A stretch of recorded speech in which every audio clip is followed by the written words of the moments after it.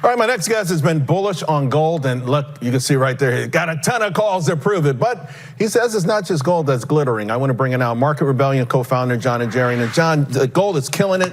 So today, Goldman out saying 5,000. I mean, Goldman, yeah. So you've got these calls. You're doing extraordinarily well. But if someone's not in gold right now, still a play? Still a play.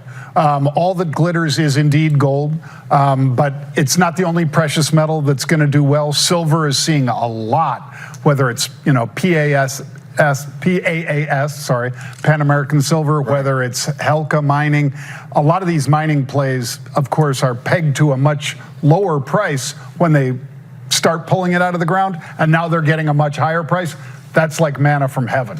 There used to be an old ratio, gold to silver. I don't know if it's around anymore, but if I know that if it were, it would suggest that silver has a lot more room to the upside, even if it's just were to catch up, the sort of a catch-up trade. Right. Well, and I was just looking at the SLV, which is the ETF for silver, and it was up from 27 in April to 37.60, I think, yesterday.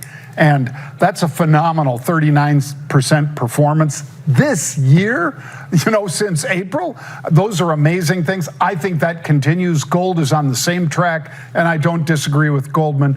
I might disagree with their timing, but I don't disagree. It's going higher.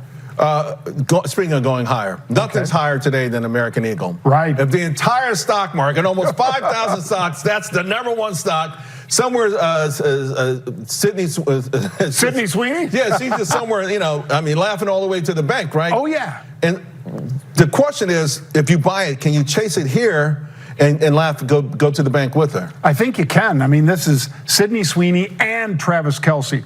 Now, don't worry, folks. We're not saying... I got a little nervous when I saw the Kelce factor. The Taylor Swift is out of the picture. She's not. But they have both of these two influencers on their side, Charles.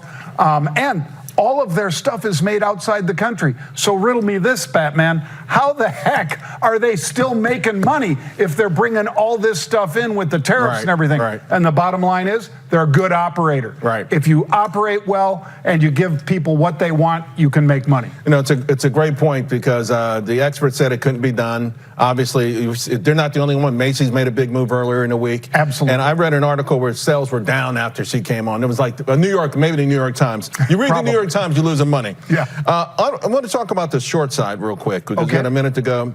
AI is down a lot.